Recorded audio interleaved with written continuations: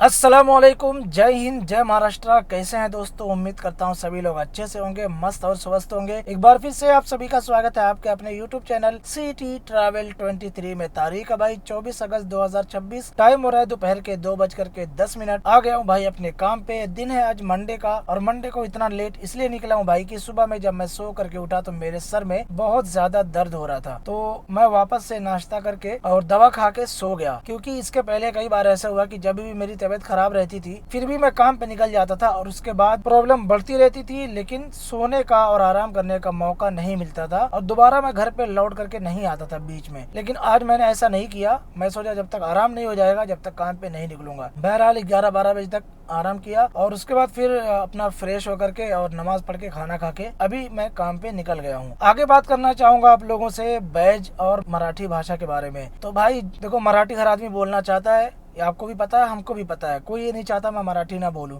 और जो चाहता है मैं मराठी ना बोलूं तो भाई उसको अपना काम छोड़ देना चाहिए, अपने हिसाब से दूसरा काम करना चाहिए। और जिनके पास बैज नहीं है वो बेचारे बैज बनाने के लिए परेशान है। तो आपको एक बात बता दूं, बहुत इंपॉर्टेंट बात है। हमारे देश के अंदर अब ऐसा चलन हो गया है सरकारों का, जो लोग सत्ता में आते हैं वो लोग गरीबों को प्रताड़ना और उनको परेशान करने के लिए कानून बनाते हैं, और अमीरों के लिए, अमीरों को सहूलत पहुंचाने के लिए और उनको और अमीर से अमीर बनाने के लिए उनके हिसाब से कानून बनाते हैं। ऐसा मैंने बहुत सारे कानून देखे हैं। उनका कर्ज माफ करने के लिए कानून बनेगा, उनको जमीन देने के लिए कानून बनेगा, उनकी बड़ी बड़ी कंपनियों को बनाने के लिए और उनको मतलब उनके कंपनियों की परमिशन मिलने के लिए कानून आसान किया जाता है। और गरीबों के लिए एक से एक नियम आएगा जो उनके ऊपर लागू करके उनको और बर्बाद करने के इरादे होते हैं सरकार के। ऐसा हमारे देश में अब होने लगा है। जबकि सरकार जो भी हो, जब वो सत्ता में आती है उसको ये पता होता है कि हम जनता की सेवा करने आए हैं, लेकिन होता है उसका उल्टा। वो अपनी सेवा करवाने में लग जाते हैं। वो भूल जाते हैं कि हम 5 साल के लिए सत्ता में आए हैं, जनता ने हमको चुना है 5 साल के लिए, और बाबा साहब के संविधान को लेकर के हमको चलना है और उसके हिसाब से कानून बनाना है और उसके हिसाब से चलना है। जब वो शपथ लेते हैं तो वो शपथ में एकदम अच्छे से ये बात कहते हैं कि बिना किसी भेदभाव के और बिना पक्षपात के हम काम करेंगे, लेकिन वो अपनी शपथ को भी भूल जाते हैं। तो ये जो भी कानून आता है और जो भी गवर्नमेंट अपना नोटिफिकेशन जारी करती है वो सिर्फ और सिर्फ ऑर्डर लाती है। कोई ध्यान नहीं होता कि इससे किसका भला होगा, किसका बुरा होगा, कौन परेशान होगा, कुछ मतलब नहीं है। कभी भी जब चाहो नाम बदल दो, कभी भी जब चाहो कोई भी कानून लेके आ जाओ। बस अब गवर्नमेंट का यही काम रह गया है। जनता उससे कितनी परेशान है उनसे उसको कोई मतलब नहीं। तो भाई जितने भी लोगों को इससे प्रताड़ना हो रही है, तकलीफ हो रही है, ये समझ लो आपके गरीबी की सजा आपको मिल रही है। अगर आप गरीब नहीं होते तो ये कानून आपके लिए होता ही नहीं, क्योंकि आप किसी और बिजनेस में होते। आप गरीब हैं तभी इस बिजनेस में हैं, आप पढ़े लिखे नहीं हैं तभी इस बिजनेस में हैं। आपको भी ये बात पता है अच्छे से, और गवर्नमेंट को भी पता है। जो हमारे भाई बंधु, जो हमारे मराठी मानुस मराठी बोलते हैं, क्या उनकी गरीबी दूर हो गई है? क्या उनको कोई तकलीफ नहीं है? लेकिन सरकार चाहती है कि हमसे सवाल ना किया जाए, और छोटा सा एक काम कर दो जिससे लोग खुश हो जाए, सवाल आना बंद हो जाए। रोड खराब है, सवाल नहीं कर सकते। कैमरे से गाड़ी का चालान आएगा पर रोड का खड्डा नजर नहीं आएगा कैमरे से। एक्सीडेंट में लोग मारे जा रहे हैं, ब्रिज सही नहीं बन रही है, सवाल नहीं कर सकते इसका। तो ये होता हमारे देश में।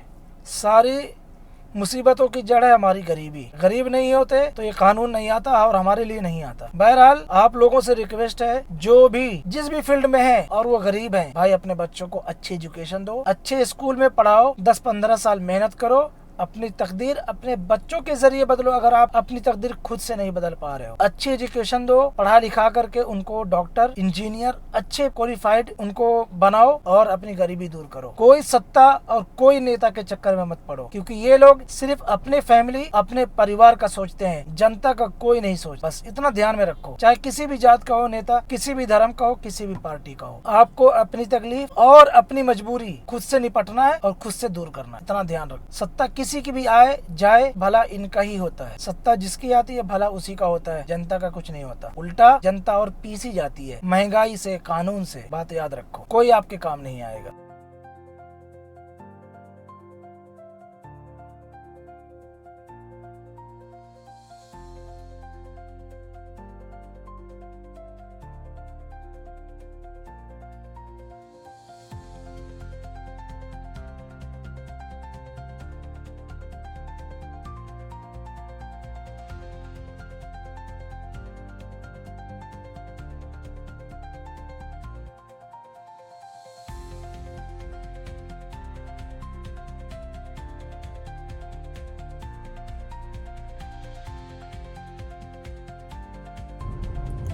2 बजे निकला था भाई और 4:51 पे मैं पहली बुकिंग लिया हूँ कोपर खेरने MIDC से। ये बुकिंग इतना लेट मैं क्यों लिया हूँ मालूम है? क्योंकि आज प्रोटेस्ट चल रहा था तो मैं सोचा शाम को 5 बजे के बाद ही निकलेंगे, तो इसलिए मैं अभी बुकिंग लिया हूँ।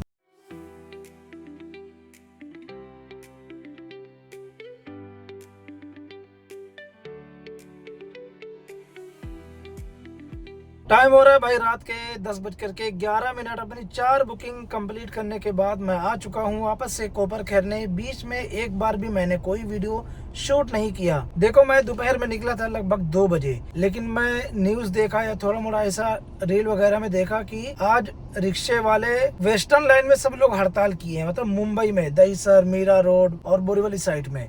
और मैं वीडियो देखा कि उधर टैक्सी वालों को भी नहीं चलने दे रहे हैं, तो मैं सोचा कि चलो थोड़ी देर हम भी हड़ताल में शामिल हो जाते हैं। अपने को सुबह से तो पता ही नहीं था, तो मैं सोचा कि अब 5 बजे के बाद बुकिंग लूंगा। तो मैं 4:45 मोबाइल का ऑनलाइन किया और एक बुकिंग लिया भाई 4:43 पे कोपर खेरने MIDC से अंधेरी ईस्ट की, जिसका डिस्टेंस था भाई 24 किलोमीटर। इसमें मुझे पैसा मिला 498 रुपया और टाइम लगा 59 मिनट। जैसे ही अंधेरी ईस्ट में ड्रॉप किया MIDC में, तुरंत मुझे वहां से एक बहुत ही अच्छी बुकिंग मिल गई ओला में। और ये ओला की बुकिंग बहुत जमाने के बाद किया, मुझे याद भी नहीं है कि 1 साल हो गया कि 1.25 साल हो गया, कितने दिनों के बाद में किया हूँ। तो ये बुकिंग थी भाई अंधेरी ईस्ट से, वहाँ पे MIDC की डिस्टेंस था 25 किलोमीटर। 1 घंटा 38 मिनट लगा और इसमें मुझे पैसा मिला है 823 रुपया। बहुत अच्छी बुकिंग थी। लेकिन ये बुकिंग लेने के बाद मुझे उबर में एक बुकिंग आई थी इससे भी अच्छी। वो अंधेरी ईस्ट MIDC से घाट कोपर तक की थी 590 रुपए में, 10 किलोमीटर, 10 नहीं 9 किलोमीटर का। लेकिन मैं वो बुकिंग लेने चला तो वो कोई और एक्सेप्ट कर लिया। बहरहाल वहाँ पे मैं ड्रॉप करने के बाद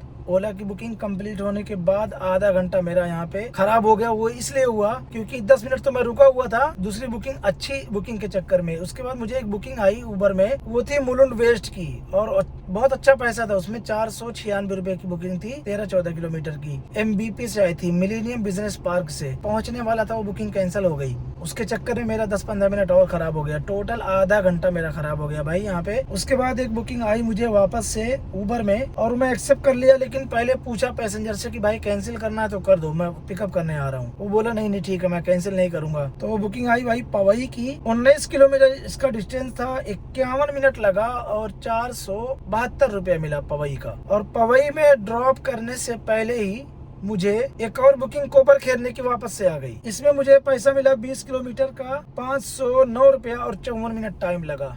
टोटल अपनी 4 बुकिंग हो गई कंप्लीट। मतलब पहली बुकिंग यहाँ से पवई अंधेरी की मिली, फिर अंधेरी से वापस वहाँ पे MIDC आया, फिर वहाँ पे MIDC से पवई गया, फिर पवई से कोपर खेरने आ गया। ठीक है, अब आपको मैं एक इम्पोर्टेंट बात बता देता हूँ। ये जो मैं लास्ट बुकिंग यहाँ से पिकअप किया था MBP से, मिलेनियम बिजनेस पार्क से, वो लगभग मैंने उसको पिकअप किया था 8 बजे और 8:20 पे मेरा पास एक्सपायर हो रहा था। तो ये बुकिंग मैं एक्सेप्ट कर लिया। और जब ड्रॉप करने वाला था 8:40 या 45 मिनट हो रहा था पवई में, तो मुझे एक बुकिंग आ गई कोपर खेरने की, तो वो मैं एक्सेप्ट कर लिया। तो मुझे क्या लगा कि वो पास एक्सपायर हो गया होगा और नया पास स्टार्ट हो जाएगा, बट ऐसा नहीं हुआ। वो बुकिंग मैं कंप्लीट करने से पहले ही ये बुकिंग ले लिया था, तो उसी पास में पहले वाले में ही ये बुकिंग भी एक्सेप्ट हो गई। ये एक नया एक्सपीरियंस है। अगर वो बुकिंग कंप्लीट कर देता और उसके बाद कोई बुकिंग लेता तो नया पास फिर से स्टार्ट हो जाता, लेकिन ऐसा नहीं हुआ भाई। ये आप लोग भी एक्सपीरियंस करना। आप लोग उम्मीद करता हूँ समझ गए होंगे ये बात।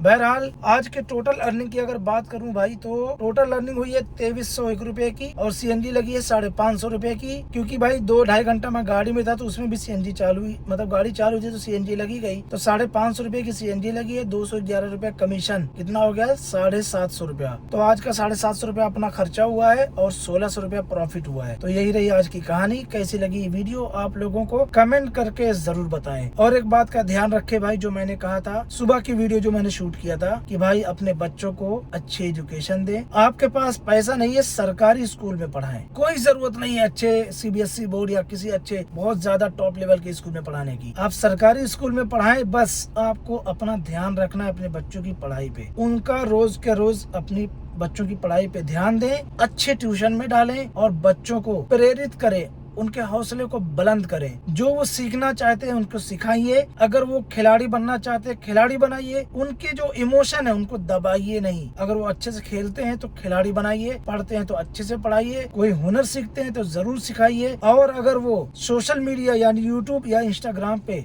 अपनी लाइफ को बनाना चाहते हैं तो उनको हौसलों को दबाइए नहीं, बिल्कुल बनाइए। लेकिन गंदे कामों में, गलत लोगों की संगत में और गलत जगहों पे जाने से जरूर रोकिए। आपके घर की गरीबी जरूर दूर होगी, इतना ध्यान रखें। मैं मिलता हूँ आप लोगों से अगली वीडियो में। अपना ख्याल रखें। अपना कीमती वक्त और अपने फैमिली का और अपने बच्चों का कीमती वक्त बर्बाद बिल्कुल ना होने दें और किसी भी सत्ता और किसी भी नेता का गुलाम भी ना बने। अस्सलाम वालेकुम। जय हिंद, जय महाराष्ट्र।